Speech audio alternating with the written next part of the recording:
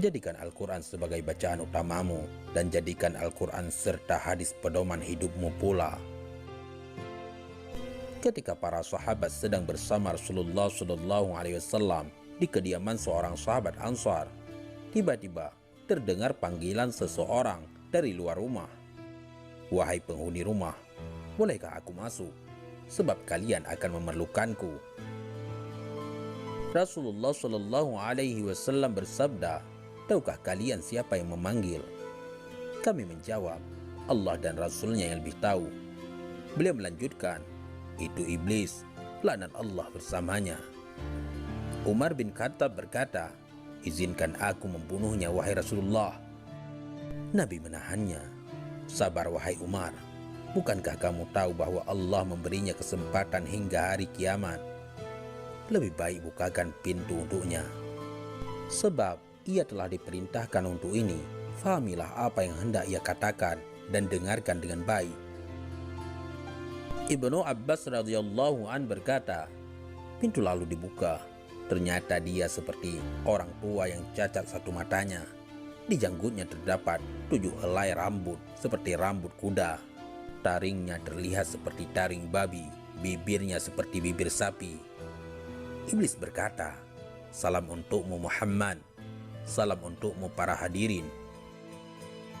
Rasulullah SAW menjawab, "Salam hanya milik Allah Subhanahu wa Ta'ala.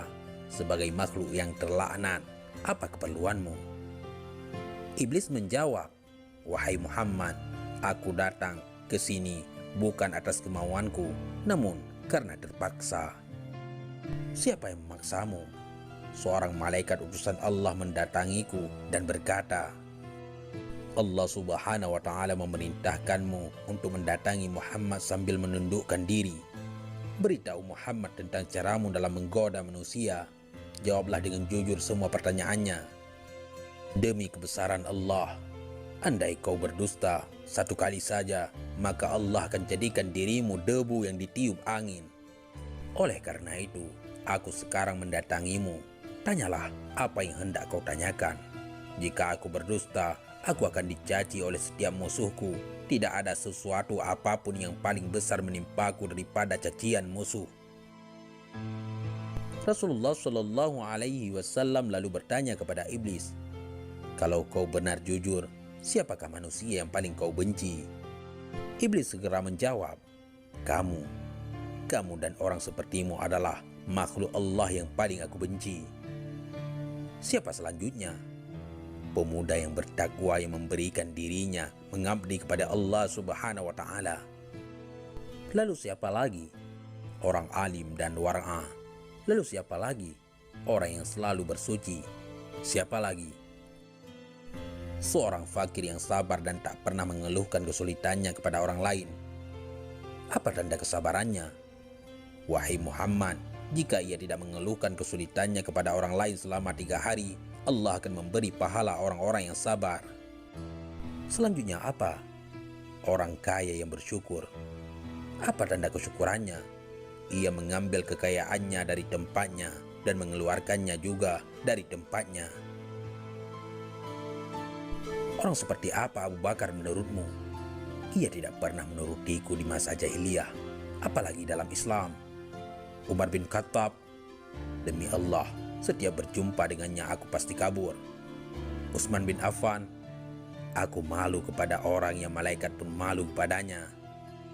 Ali bin Abi Thalib, "Aku berharap darinya agar kepalaku selamat dan berharap ia melepaskanku dan aku melepaskannya. Tetapi ia tak akan mau melakukan itu." Ali bin Abi Thalib selalu berzikir terhadap Allah Subhanahu wa Ta'ala. "Apa yang kau rasakan jika melihat seseorang dari umatku yang hendak sholat?" "Aku merasa panas, dingin, dan gemetar." "Kenapa?" "Sebab setiap seorang hamba bersujud 1 kali kepada Allah, Allah mengangkatnya 1 derajat. Jika seorang umatku berpuasa, tubuhku terasa terikat hingga ia berbuka. Jika ia berhaji, aku seperti orang gila. Jika ia membaca Al-Quran, aku merasa meleleh laksana timah di atas api. Jika ia bersedekah, itu sama saja orang tersebut membelah tubuhku dengan gergaji. Mengapa jadi begitu? Sebab dalam sedekah ada 4 keuntungan baginya, yaitu keberkahan dalam hartanya, hidupnya disukai, sedekah itu kelak akan menjadi hijab antara dirinya dengan api neraka, dan segala macam musibah akan terhalau darinya. Apa yang dapat mematahkan pinggangmu? Suara kuda perang di jalan Allah. Apa yang dapat melelehkan tubuhmu? Taubat orang yang bertaubat. Apa yang dapat membakar hatimu? Istighfar di waktu siang dan malam.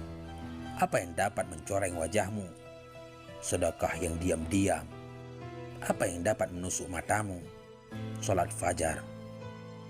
Apa yang dapat memukul kepalamu? Salat berjamaah. Apa yang paling mengganggumu? Majelis para ulama. Bagaimana cara makanmu? Dengan tangan kiri dan jariku. Di manakah kau menaungi anak-anakmu di musim panas? Di bawah kuku manusia. Nabi lalu bertanya, siapa temanmu wahai iblis? Pemakan riba. Siapa sahabatmu? Penzina. Siapa teman tidurmu?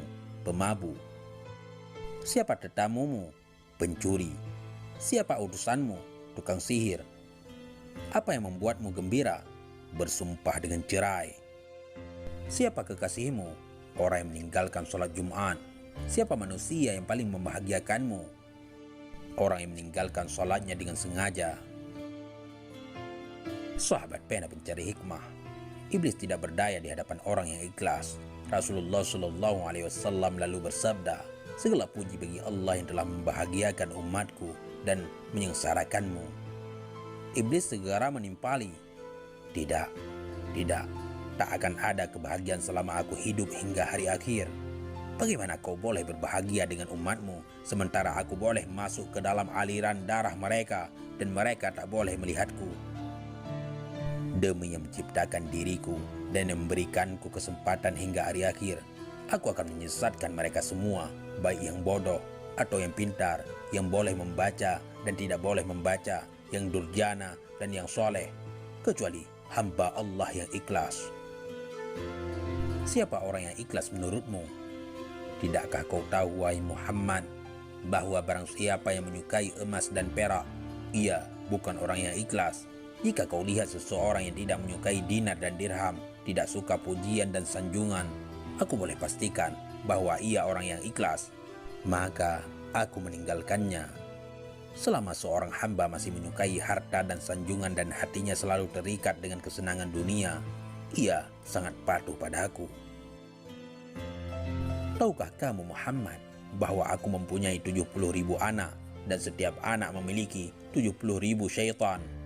Sebahagian ada yang aku tugaskan untuk mengganggu ulama, sebahagian untuk mengganggu anak-anak muda, sebahagian untuk mengganggu orang-orang tua, sebahagian untuk mengganggu wanita-wanita tua, sebahagian anak-anakku juga aku tugaskan kepada para zahid. Aku punya anak yang suka mengencingi telinga manusia sehingga ia tidur pada salat berjamaah. Tanpanya manusia tidak akan mengantuk pada waktu salat berjamaah. Aku punya anak yang suka menaburkan sesuatu di mata orang yang sedang mendengarkan ceramah ulama hingga mereka tertidur dan pahalanya terhapus. Aku punya anak yang senang berada di lidah manusia. Jika seseorang melakukan kebajikan lalu ia kabarkan kepada manusia, maka 99% pahalanya akan terhapus. Pada setiap seorang wanita yang berjalan, anakku dan syaitan duduk di pinggul dan pahanya, lalu menghiasinya agar setiap orang memandanginya. Syaitan juga berkata, keluarkan tanganmu. Lalu ia mengeluarkan tangannya, lalu syaitan pun menghiasi kukunya. Mereka anak-anakku selalu menyusup dan berubah dari satu tempat ke tempat lainnya, dari satu pintu ke pintu yang lainnya untuk menggoda manusia hingga mereka terhempas dari keikhlasan mereka. Akhirnya mereka menyembah Allah tanpa ikhlas, namun mereka tidak merasa. Tahukah kamu Muhammad bahwa ada rahib yang telah beribadat kepada Allah selama 70 tahun. Setiap orang sakit yang didoakan olehnya sembuh seketika. Aku terus menggodanya hingga ia berzina, membunuh, dan kufur. Tahukah kau Muhammad, dusta berasal dari diriku. Akulah makhluk yang pertama berdusta. Pendusta adalah sahabatku. Barang siapa bersumpah dengan berdusta, ia kekasihku. Tahukah kau Muhammad? Aku bersumpah kepada Adam dan Hawa dengan nama Allah bahwa aku benar-benar menasihatinya. Sumpah dusta adalah kegemaranku. Ghibah dan namimah atau adu domba adalah kesenanganku. Kesaksian palsu kegembiraanku. Orang yang bersumpah untuk menceraikan istrinya, ia berada di pinggir dosa, walau hanya sekali dan walaupun ia benar. Sebab barang siapa yang membiasakan dengan kata-kata cerai, istrinya menjadi haram baginya. Kemudian ia akan beranak cucu hingga hari kiamat. Jadi semua anak-anak zina dan ia masuk neraka hanya karena satu kalimat, yaitu cerai. Wahai Muhammad, umatmu ada yang suka lalai semasa sholat. Setiap ia hendak berdiri untuk sholat, aku bisikkan padanya waktu masih lama. Kamu masih sibuk. Lalu ia menundanya hingga ia melaksanakan sholat di luar waktu. Maka sholat itu dipukulkannya ke mukanya. Jika ia berhasil mengalahkanku, aku biarkan ia sholat. Namun aku bisikkan ke telinganya, lihat kiri dan kananmu. Dia pun menoleh. Pada masa itu aku usap dengan tanganku dan kucium keningnya serta aku katakan, sholatmu tidak sah. Bukankah kamu tahu Muhammad, orang yang banyak menoleh dalam sholatnya akan dipukul? Jika ia sholat sendirian, aku suruh ia bergegas. Ia pun sholat seperti ayam yang mematuk beras. Jika ia berhasil mengalahkanku dan ia sholat berjamaah, aku ikat lehernya dengan tali hingga ia mengangkat kepalanya sebelum imam atau meletakkannya sebelum imam. Kamu tahu bahwa melakukan itu batal sholatnya dan wajahnya akan dirubah menjadi wajah keledai. Jika ia berhasil mengalahkanku, aku tiup hidungnya hingga ia menguap dalam sholat. Jika ia tidak menutup mulutnya ketika menguap, syaitan akan masuk ke dalam dirinya dan membuatnya menjadi bertambah serakah dan gila dunia. Dan dia pun semakin taat kepadaku. Kebahagiaan apa untukmu? Sedang aku memerintahkan orang miskin agar meninggalkan sholat. Aku katakan padanya, kamu tidak wajib sholat. Salat hanya wajib untuk orang yang berkemampuan dan sehat. Orang sakit dan miskin tidak. Jika kehidupanmu telah berubah, baru kau salat. Ia pun mati dalam kekafiran. Jika ia mati sambil meninggalkan salat, maka Allah akan menemuinya dalam kemurkaan.